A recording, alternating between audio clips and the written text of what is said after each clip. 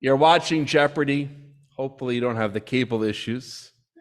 And you're with a friend, and the final question or the answer comes up on the screen, and you yell out the answer, and your friend has a different answer, and Mayim Bialik then comes on and says, you got the answer right. You feel a rush of pleasure because you got it right and your friend was wrong. Let's say your team wins the World Series and beats your uncle's team. How do you not pick up the phone and call him to gloat? Why does it feel so good to win and be right, even if we weren't the ones putting in the effort? One reason is that we get a hit of the chemical dopamine, the pleasure chemical, running through our bodies and our brains. The dopamine response likely evolved on the African savanna. Our ancient ancestors being chased by predators, lions or tigers, they get to the river and they have a choice. They could go to the left and there's a cave that they can hide out in and hopefully the predator won't see them. Or they could go to the right. The village is over there and they can warn and protect the village from the predator. But they're also perhaps leading the predator there.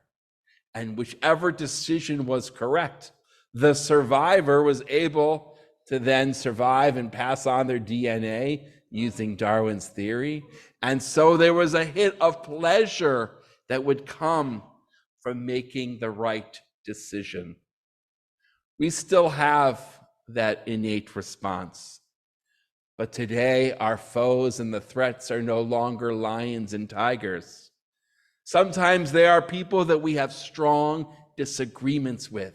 Just the fact that they are proving us wrong or showing us that there's a different answer makes us feel like we need to win.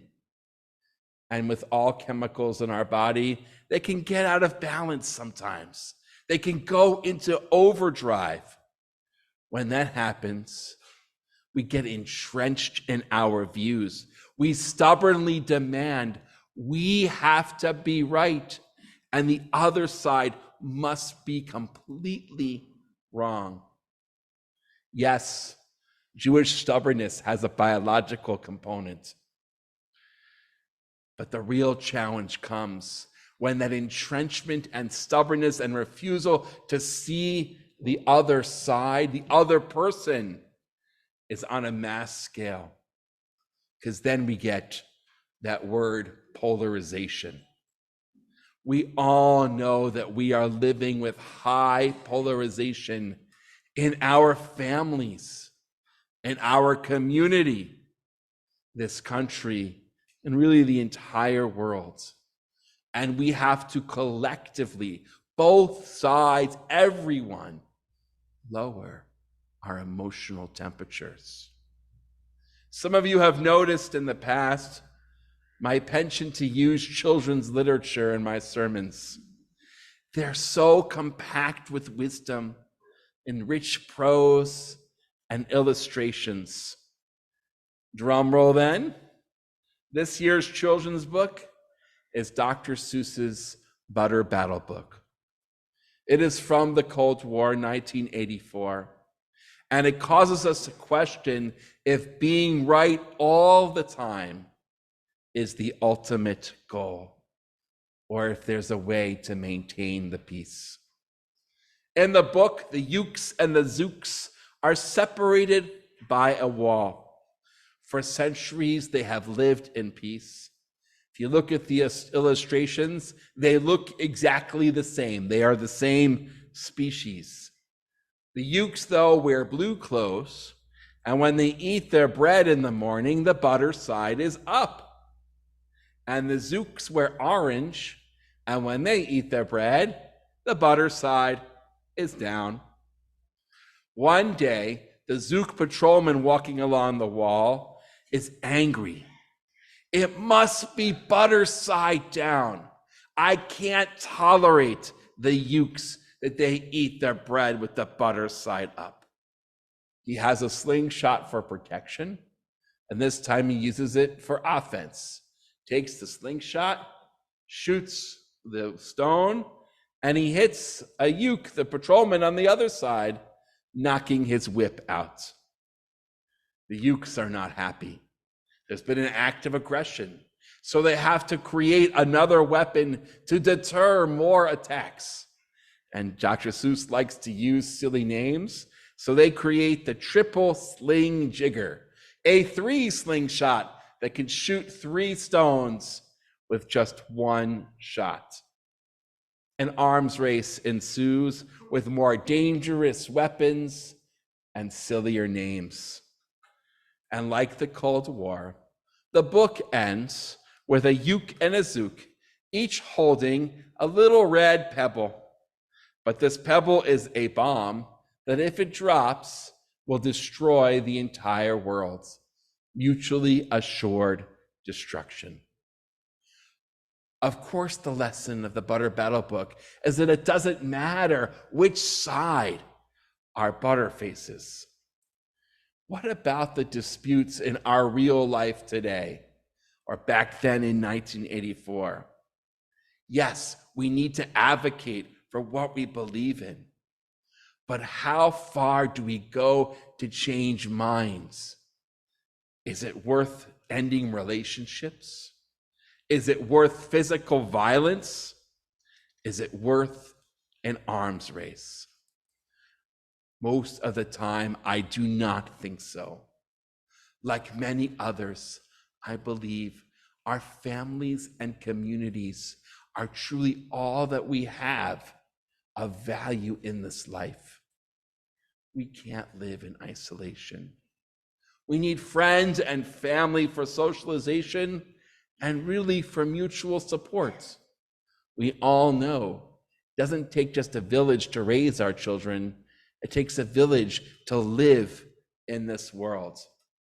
I believe that our relationships are more valuable than being right. Peace is more valuable than being right. And we should think really hard before breaking any relationships because of our disagreements. And I almost witnessed that right here this summer. I was making the rounds at Kiddush, and I sit down between Sam and Sally, fictional names, of course, and engage in small talk. And before I know it, these good friends are arguing over which presidential candidate is better for the Jews. The argument gets heated. They're talking over each other, certainly not listening, and they start to insult one another. How does this rabbi wiggle out of the awkward situation? I stand up, I smile as I was pensioned to do, and I look at Sam and Sally and the other people at the table, and with some firmness say Shabbat Shalom to each and every one of you. Emphasis on the Shalom, saying this is a time for peace. A few minutes later, after I leave the table, I can see that Sam and Sally have come down and they're back to their friendly selves. I genuinely honor my relationships with all of you, regardless of your political and other views. We need to lower the flames of tension and embrace our family members and our friends in connection. Yes, I know reducing the polarization and tension is not an easy task. The issues are more important than which side we're a butter on, but we also need to live with one another. And so there are plenty of scholars who have ideas on how to get each other to speak so we can be heard and to listen to the other side to make compromise. One of them is Jason Jay in a book called Breaking Through Gridlock, The Power of Conversation in a Polarized World. And he tells us that we have to begin with that pledge of peace, a pledge of nonviolence, respect for all, and not just violence is forbidden, but verbal abuse as well. And he teaches us that a good mantra to hold on to is, you do not have to be wrong for me to believe that I am right. Our opinions and conclusions are not a zero-sum game because none of us has all of the answers. The world is too complex. Only one being in this universe is omniscient, all-knowing, and it's not human beings. Therefore, peace and unity and lasting relationships are more rewarding than being right. And if both sides can agree to that, no violence, and recognizing that they are not all correct, then peace and compromise is possible. The recommendations make sense to me as I reflect on these last 3.5 years managing with the virus. During the height of the pandemic, the synagogue leadership, including myself, were acutely afraid that gathering in large groups was going to make people severely ill. And so, yes, we chose to be maximally careful. But even as we imposed those restrictions, there was legitimate disagreement, really more discussion over whether those protocols were necessary or fully effective. The COVID lion was chasing all of us, and we had choices to make. Some of us chose to hide out in the cave, hoping that the virus could not find us. But others said, no, it's more important to go and protect the village, society as we know it. Supporters on either side thought that they were all right and the other side was wrong. We all know the polarization that ensued. In hindsight, speaking for myself, we were all too sure of ourselves. Predicting viruses is like predicting the weather. You remember there were some people saying last week that right now we'd be having a Category 4 hurricane hitting us. Well, we didn't have it. It's hard to predict all of those things. Too many variables, too many unknowns. So what is the lesson of these last 3.5 years? We need to meet different and opposing needs of everyone with creativity and flexibility. An example are people with allergies. We can serve food that our people are allergic to, but we have to label it so that we can protect those who need to know. But we're still serving the food. We're not imposing restrictions on people. Opposing needs being met with creativity and flexibility.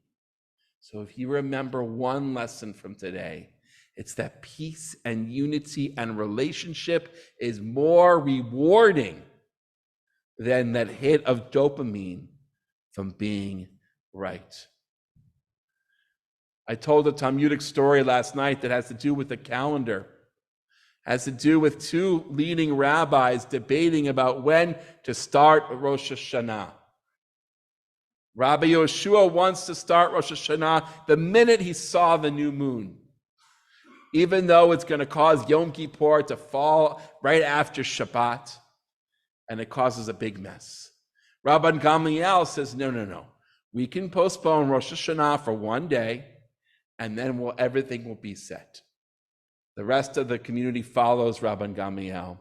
But Rabbi Yeshua is so set. I saw the new moon. Today is Rosh Hashanah. So he goes back to his own house and with his family says Kiddush, probably blows the shofar the next day, while the rest of the community is waiting to the following day. Well, what's going to happen on Yom Kippur? Are some people going to start to follow Rabbi Yeshua? Is there going to be a break in the community? Rabban Gamliel is a little bit of a forceful person, but he also is wise. Says to Rabbi Yeshua, you must come on the day you think it's Yom Kippur. It's Erev Yom Kippur for us. The court is open. Bring your wallet. If it's really Yom Kippur, Rabbi Yeshua wouldn't bring his wallet. What does he do? He brings his wallet. And instead of a fight coming out, they embrace each other. And just by the look in their eyes, they know that this peace is more rewarding. Yeah, perhaps Rabbi Yeshua is technically correct that the new moon was on this one day. But as a community, we needed to understand that there were things more important than being technically correct. I know there's still polarization, still great disagreement. But if you go into this community, not just in the country, there's no way for a civil war anymore. We're not split that evenly. We live amongst each other. It's in our families. It's in our communities all around. So unless we're going to go to this arms race, this fight, God forbid, to the death, we have to lower the temperature. We all have to be more humane to each other and find a way to talk to one another. And so again, I encourage all of us to remember that peace feels better than proving something wrong. The task is hard, infinitely hard. But as the rabbis also teach us, we cannot shy away from the work. So here is really all of us opening up our hearts and our ears and finding the creativity and compromise that is necessary. Shana Tova.